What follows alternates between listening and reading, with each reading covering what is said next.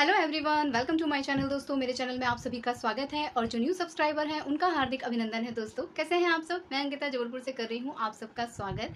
दोस्तों, आज के वीडियो में मैं स्पेशली उन पेरेंट्स का ध्यान अपनी तरफ खींचना चाहूँगी जो पेरेंट्स अपने बच्चों की इन आदतों से बहुत ज़्यादा परेशान हो जाते हैं। बच्चों को जैसे ही वो पढ़ने के लिए बोलते हैं, पढ़ने के लिए बिठालते हैं, तो कहीं उनको सर दर्द होने लग जाता है, कहीं उनको नींद आने लग जाती है, कहीं ना कहीं कुछ ना कुछ उनके बहाने चल रहे होते हैं और पेरेंट्स इससे बहुत ज़्यादा परेशान हो जाते हैं।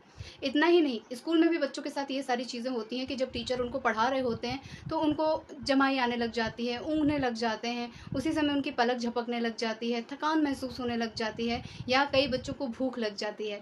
आप लोगों ने सुना होगा कि बचपन में आपके साथ ऐसे कई लोगों ने अपनी बातें शेयर की होंगी, अपनी मेमोरीज शेयर की होंगी कि हाँ यार, क्लास चलती रहती थी और हम बीच में ही अपना टिफ़िन खा लेते थे, थोड़ा थोड़ा निकाल के, क्योंकि भूख लगती थी। ऐसा नहीं है कि बहुत 56 तरह के भोग पकवान आते थे जिसमें उनका लालच रहता था, या फिर टीचर जो पढ़ा रहे हैं वो उनके समझ में नहीं आ रहा, लेकिन फिर भी उस टाइम पे एक अजीब सी भूख लगती थी। जब टीचर कुछ पढ़ा रहे होते थे, कुछ समझा रहे होते थे, तो लगता था कि जल्दी से ये लेक्चर ख़त्म हो जाए, जल्दी से ये पीरियड ख़त्म हो जाए और ये टीचर जाएँ तो हम थोड़ा सा रिलैक्स करें। और ऐसा ही आज भी हो रहा है।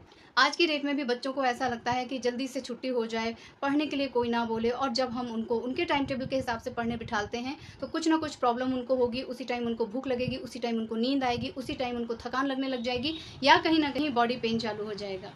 और सभी पेरेंट्स ऑलमोस्ट ये समझते हैं कि ये तो इसके बहाने हैं ना पढ़ने के, क्योंकि जो बच्चा भी थोड़ी देर पहले उछल कूद करके खेल रहा था, इतना फिजिकल एक्टिविटी कर रहा था, सडनली पढ़ने बैठा, इतना अजीब सा डाउन क्यों हो गया। कई पेरेंट्स का ये मानना होता है कि नहीं, पहले पढ़ाई कर लो, उसके बाद खेलने जाओ, क्योंकि तुम थक जाओगे तो तुम पढ़ाई नहीं करोगे, तुमको नींद आने लग जाएगी। मैं भी उन पेरेंट्स में से एक हूँ। मेरा भी उत्कर्ष से पहले कहना होता है कि पहले पढ़ाई कर लो, उसके बाद आपको जितना उछल कूद करना है, जितना खेलना है खेल लो, क्योंकि आप अपनी बॉडी को थका लेते हो।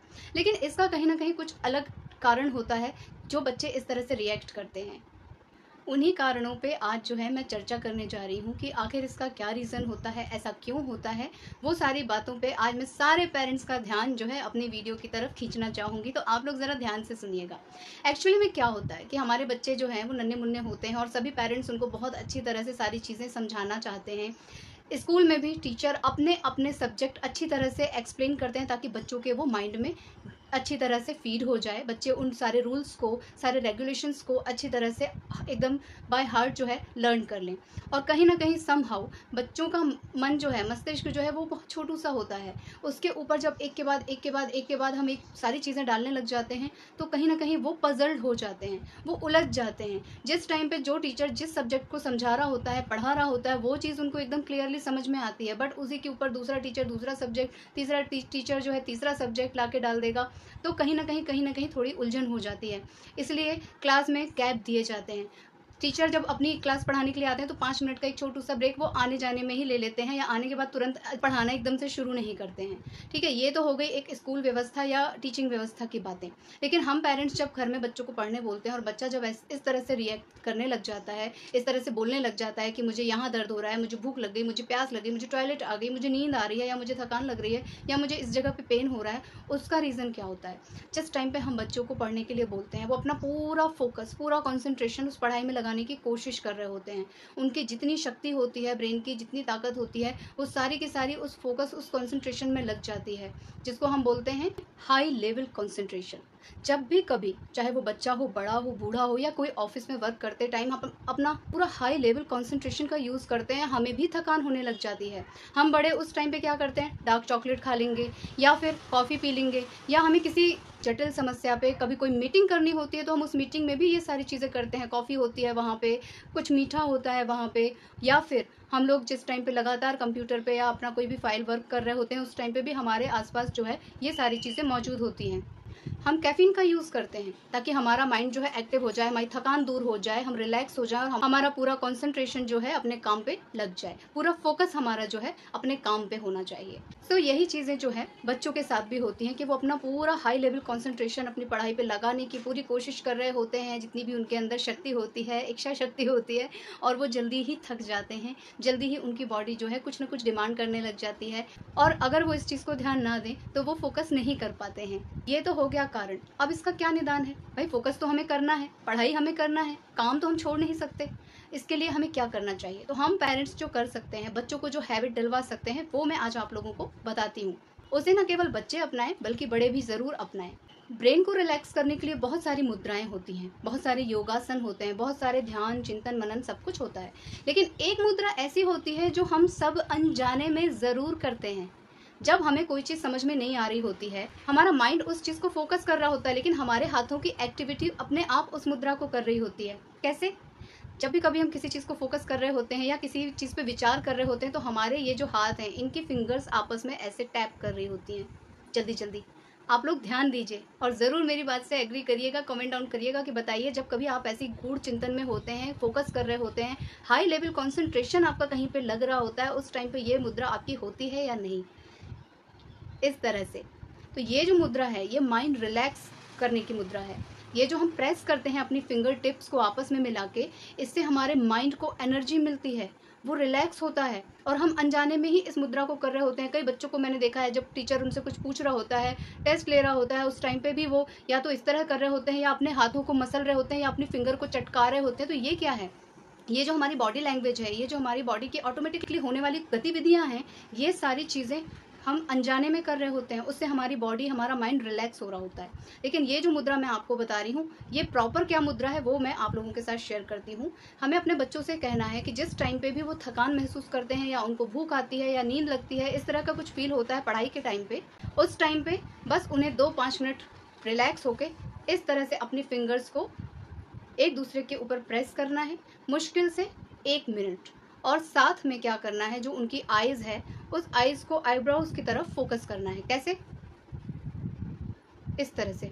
आप लोगों को दिख रहा होगा, मेरी आईज़ की तरफ देखिए, मैं अपने आईब्रोज को देखने की कोशिश कर रही हूँ। तो दोनों जो मेरे गोले हैं वो यहाँ पर आ गए। अच्छा, ये उनको ज़्यादा देर नहीं करना है, क्योंकि शुरू में जब ये बच्चे प्रैक्टिस करेंगे उस टाइम पे उनको चक्कर आने लगेंगे, अजीब सा फील होगा, अकबका जाएंगे, जैसे मैं अभी इस टाइम पे हो गई। लेकिन ये धीरे धीरे धीरे धीरे प्रैक्टिस में जब आ जाता है ना, तो काफ़ी देर यहाँ पर चीज़ें स्थिर होने लग जाती हैं, फोकस होने लग जाता है। ठीक है, इसे आपको जोड़े रखना है। अपनी आईज़ को जो है इस तरह से आईब्रोज को फोकस करना है और बस तुरंत अपनी आईज़ को नॉर्मल कर लेना है। बहुत ज़्यादा देर ये नहीं करवाइएगा, क्योंकि इससे थोड़े थोड़े डिजीनेस चालू हो जाती है, हल्के फुल्के चक्कर आने लग जाते हैं। ये सिर्फ हमें अपने माइंड को रिलैक्स करना है, ठीक है। और इसे आपको उससे ज़्यादा देर करना है। आँखों का आपको बहुत कम समय के लिए करना है, लेकिन हाथों का जो आप प्रेस करोगे, इसको कम से कम आधा मिनट आप कर सकते हो या आप पूरा 1 मिनट कर सकते हो। और पढ़ाई के दौरान ये कई बार करना है। ऐसा नहीं कि बस एक बार कर लिया, श्री गणेशाय नमः, और फिर पढ़ाई नहीं।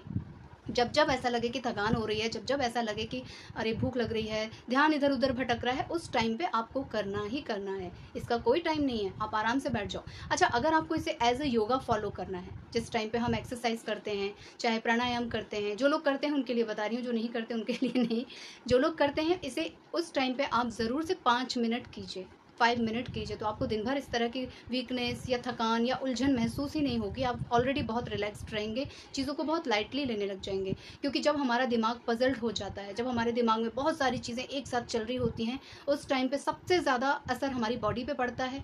माइंड अपना सोचने का काम कर रहा होता है, लेकिन थकान बॉडी को लगती है जैसे हमने कोई पहाड़ चढ़ लिया हो, जैसे हमने कोई बहुत बड़ा काम कर लिया हो। आप लोगों ने सुना होगा कि लोग तो सोचते सोचते भी थक जाते हैं, सोचते सोचते सो जाते हैं इतना ज़्यादा, क्योंकि उनका ना कहीं माइंड चल रहा है और बॉडी वो थकान महसूस करने लग जाती है। अगर आप किसी बच्चे से कह दोगे कि आज तुम्हें 100 पेज राइटिंग करनी है, मतलब करनी है, इससे पहले तुम्हें छुट्टी नहीं मिलेगी, वो पहले ही हथियार डाल देगा। उसकी बॉडी पहले ही से लूज हो जाएगी, क्योंकि उसने सोच लिया है, उसमें कितनी एनर्जी लगने वाली है, कितना कंसंट्रेशन लगने वाला है, उसका ध्यान उस तरफ चला जाएगा। तो वो सारी चीज़ें भी हमारे विचारों से हमारी बॉडी जो है कंट्रोल होती है। तो ओवरऑल अगर आप प्राणायाम करते हैं, सुबह के टाइम एक्सरसाइज करते हैं, और एक्सरसाइज के बीच में आप जब ब्रेक लेते हैं, मैं भी करती हूँ, मैं ब्रेक लेती हूँ। हैंड एक्सरसाइज करती हूँ तो हैंड थक जाते हैं, तो फिर मैं थोड़ा सा ब्रेक ले लेती हूँ। फुट एक्सरसाइज करती हूँ तो वहाँ पे भी ब्रेक ले लेती हूँ। तो ये सारी चीज़ें आप उस टाइम पे कर सकते हैं। ये छोटी छोटी सी चीज़ें, इसमें ज़्यादा एफर्ट नहीं लगना है, इसमें कुछ नहीं होना है, इसमें कोई आपका ऐसे ध्यान नहीं लगना है। और ये कुछ ऐसी चीज़ें, बॉडी एक्टिविटी हैं जो आप अनजाने में भी करते हैं। बस जब आपको ये बता दिया जाए कि ये किस चीज़ को फ़ायदा पहुँचाता है, तो फिर आपको इसे संभल के और प्रॉपर वे में करना है।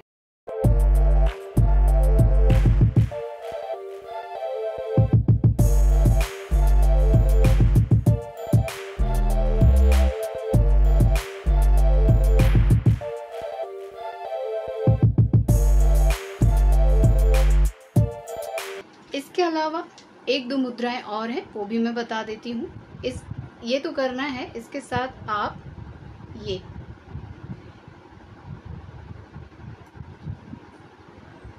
अगर इसकी भी प्रैक्टिस आप करते हैं तो आपका जो है ब्रेन बहुत रिलैक्स होता है, माइंड बहुत रिलैक्स होता है। सो अपनी इसी नॉलेज के साथ, अपनी इसी योग मुद्रा के साथ मैं आज की जो है ये वीडियो यहीं पे एंड कर रही हूँ। आप लोगों से ले लेती हूँ विदा, मिलूंगी अपने नेक्स्ट वीडियो में। लेकिन जाने से पहले आप लोगों से मैं रिक्वेस्ट करूँगी कि आप में से जो लोग न्यू हैं प्लीज़ मेरे चैनल को सब्सक्राइब कीजिएगा, वीडियोज़ को लाइक कीजिएगा और अपनी फैमिली और फ्रेंड्स के साथ उसे शेयर कीजिएगा। और इसी तरह अपना प्यार और आशीर्वाद बनाए रखिएगा। अपना ख्याल रखिएगा। Bye bye.